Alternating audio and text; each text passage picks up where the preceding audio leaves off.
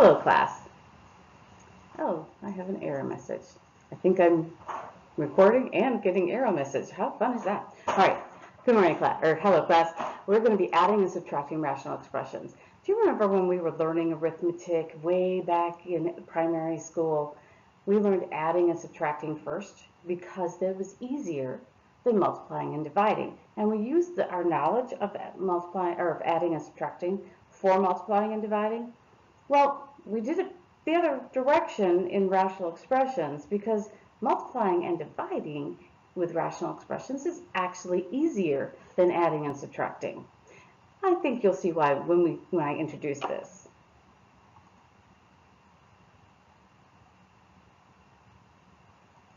Oh, when we're adding and subtracting fractions, and that includes rational expressions, we have to have a common denominator. This is what makes it different. And just to make it the easiest as we possibly can, we're going to use the least common denominator. And we abbreviate that LCD.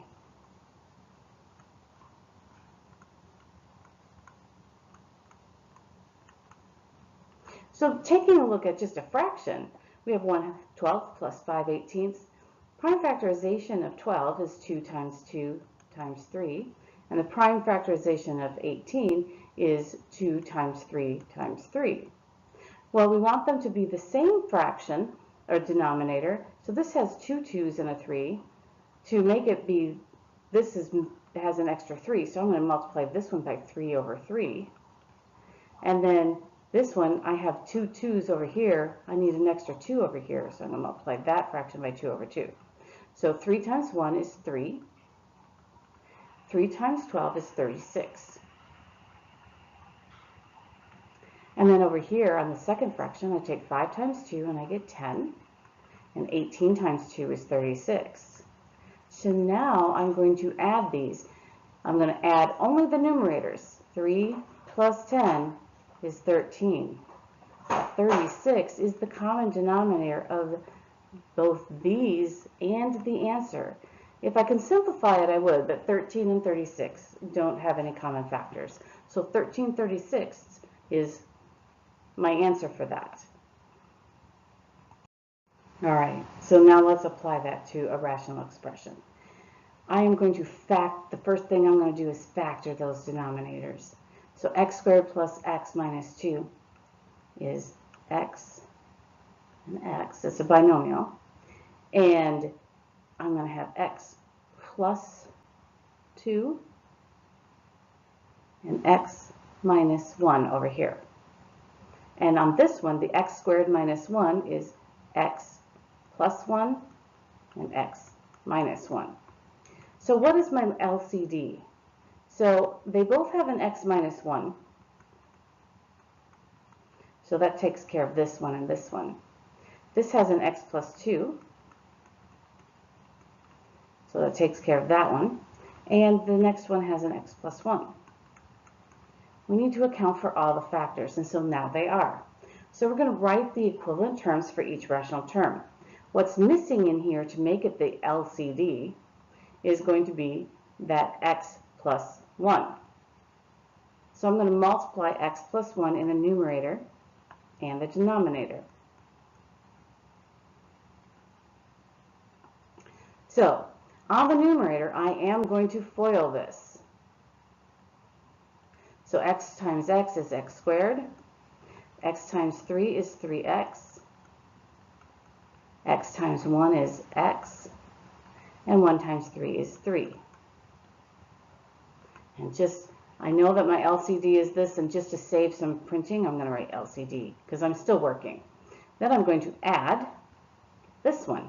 In order to get x plus 1, x minus 1 to be the LCD, I need that x minus 2. So I'm going to have x minus 2 that I'm going to multiply in the top and the bottom.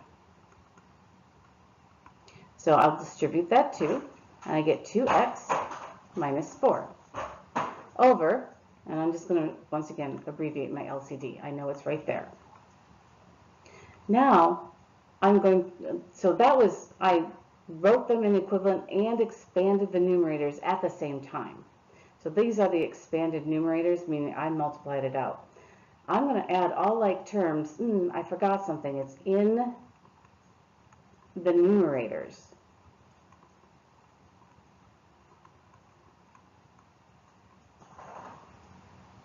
So x squared, there are no other x squared, so it's x squared.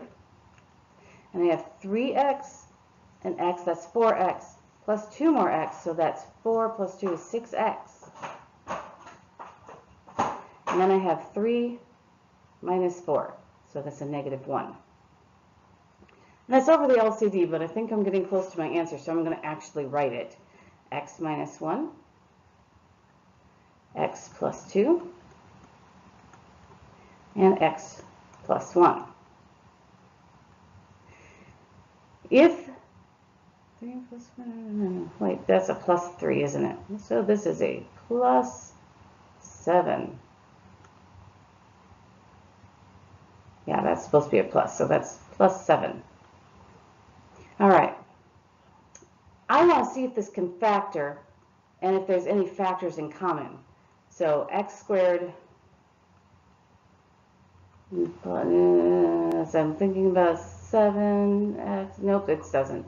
This is prime, so there's no factors in common. So this is my answer. Whew, that's a little bit of work. Now, don't let this scare you. I know it has 3 terms, but you can do this. This term doesn't need to be factored, and this term doesn't need to be factored. Only the numerator of the first term and the denominator of the first term need to be factored. So before you do anything else, just take a breath, and let's go ahead and factor this. So I'm going to have you pause it, factor it, and then turn it back on and check your work. Oops, and I told you need to factor that, but you really don't, because the step was factor the denominators, right? And besides, I believe that that is prime. So x plus 5 and x minus 4 are the factors of the denominator here, which is kind of cool because that's the factors over here. So my least common denominator, coolness, is going to be x plus 5, x minus 4. All right, so now I want you to write equivalent fractions. This one already has the LCD. I would put it in factored form though. And make equivalent fractions for the second and the third term, multiplying the missing term for that denominator. Go ahead and pause and try that. So you got this far, right? You got these terms. And I just abbreviated the LCD because I get a little lazy. But I know that the LCD, it's written right here, so I could tuck that in anytime I want.